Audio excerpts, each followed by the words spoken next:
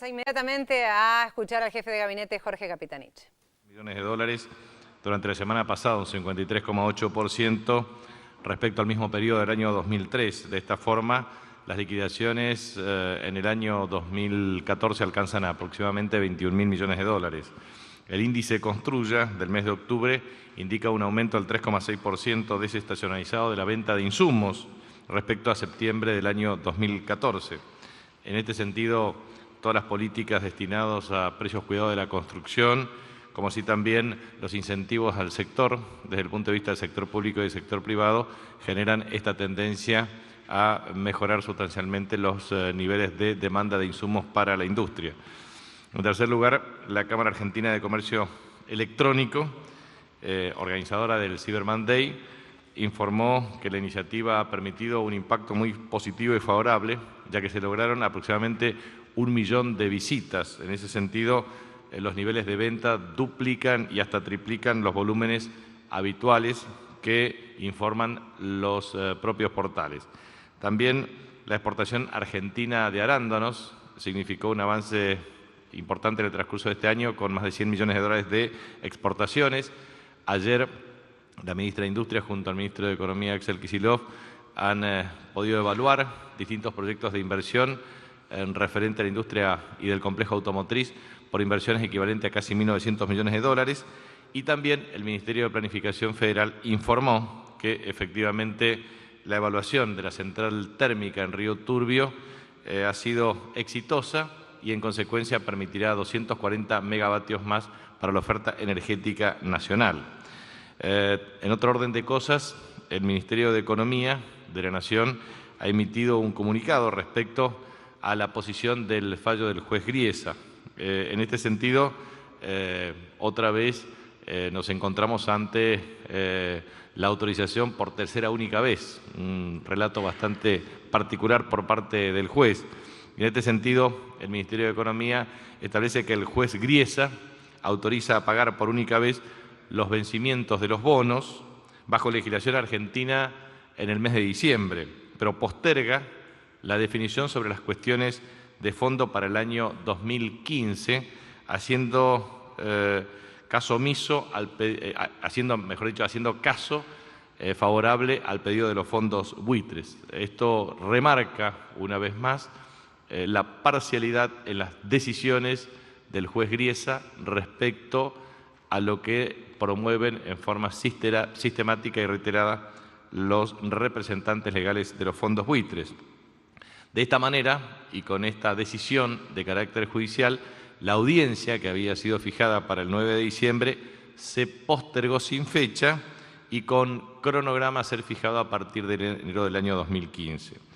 El Citibank y la República Argentina en reiteradas ocasiones han demostrado que los bonos ley argentina no son deuda externa y están fuera del alcance de la jurisdicción del juez. Citibank Argentina planteó el tema hace 18 meses y aún el juez continúa postergando su determinación en forma indefinida.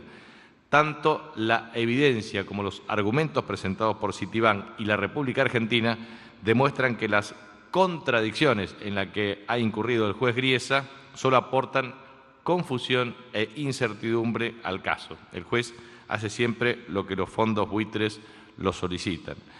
Y en este sentido también es necesario aclarar lo que el Banco de la Nación Argentina ha publicado. Esto es una desmentida enfática respecto a que está siendo investigado por la justicia norteamericana.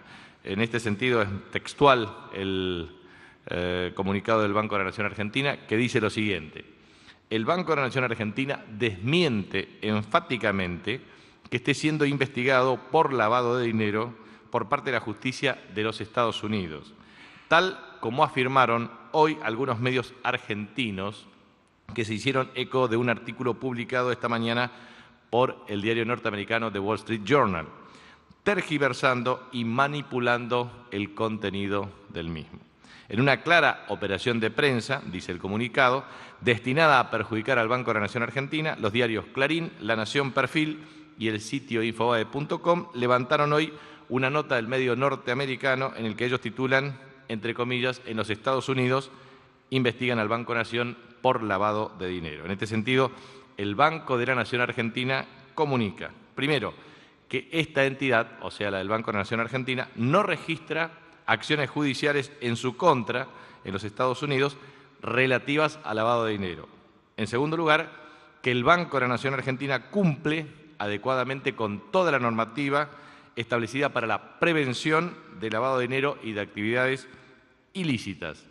Y tercero, que la sucursal Nueva York del Banco de la Nación Argentina está sujeta a todos los controles periódicos de parte de las autoridades bancarias del Estado de Nueva York y de la Reserva Federal de los Estados Unidos de Norteamérica.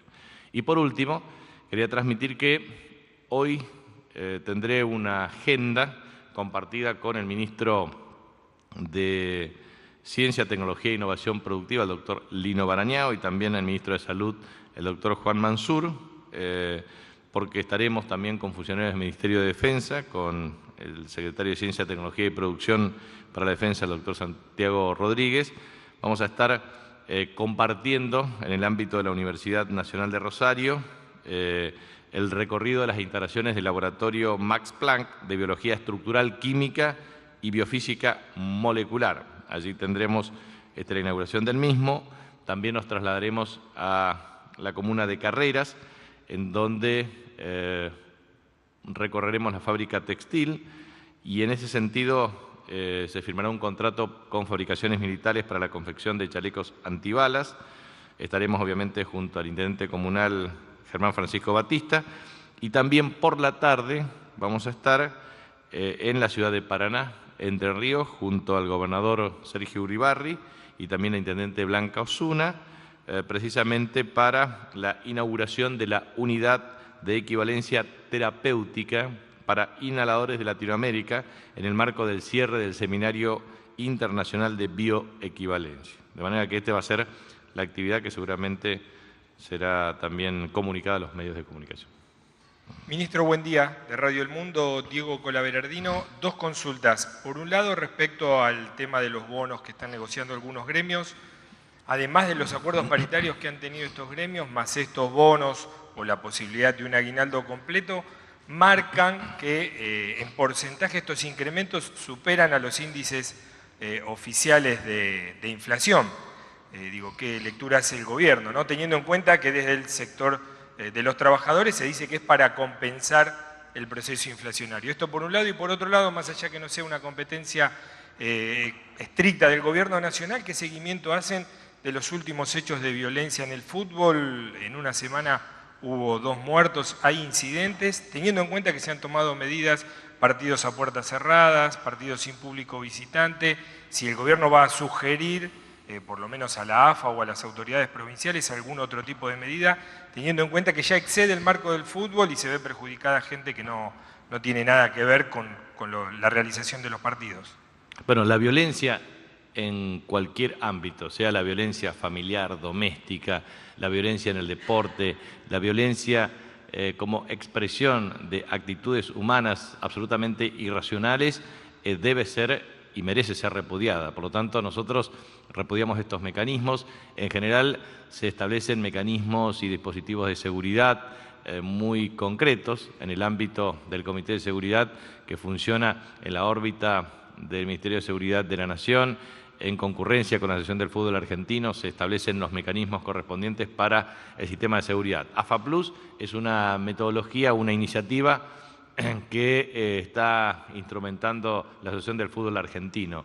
Pero también es necesario observar que se impide la concurrencia de fútbol del público visitante en los estadios de fútbol en el ámbito de la Ciudad Autónoma de Buenos Aires. O sea, se establecen todos los mecanismos desde el punto de vista del acceso a los estadios, del control y supervisión dentro de los estadios, en el ámbito de la jurisdicción de competencia de las Fuerzas de Seguridad Nacionales. Y obviamente se establecen los mecanismos correspondientes para cada una de las provincias argentinas en donde se disputan los encuentros o donde se organizan los espectáculos deportivos. En estos casos, hechos de violencia de estas características, obviamente son hechos de carácter policial, son delitos, la verdad es que son asesinos que merecen el mayor rigor de la aplicación de las penas correspondientes. Por lo tanto, merecen siempre el máximo nivel de repudio. Los mecanismos de prevención se aplican, pero siempre ocurren hechos de esta naturaleza. Por lo tanto, hay que, cuando ocurren, obviamente se tiene que generar las sanciones pertinentes.